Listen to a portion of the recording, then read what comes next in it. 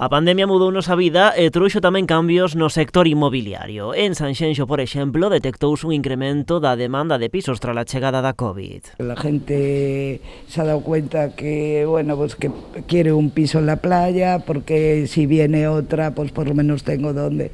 Y luego el ahorro, yo creo que se ha hecho ahorro, y el ahorro en el banco, pues vale, te cuesta.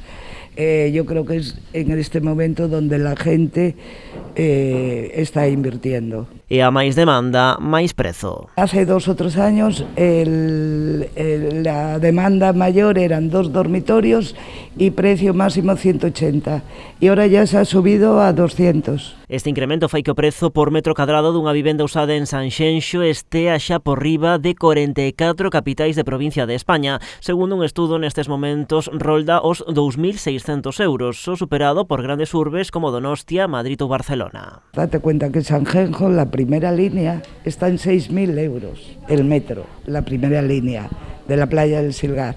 ¿Qué pasa? Que claro, esos 6.000 euros, si los computas con los 1.200 que vale la calle Progreso, la media sube. Os profesionais do sector auguran que este vai ser un bo ano. Nestes momentos xa hai máis movimento do habitual, aínda que a vista está posta na primavera. Estamos teniendo en este momento más trabajo que otros años, pero bueno, yo creo que a partir del mes que viene, hasta principios de verano, porque aquí la demanda sobre todo es ese periodo, puesto que la gente ya quiere aprovechar el verano.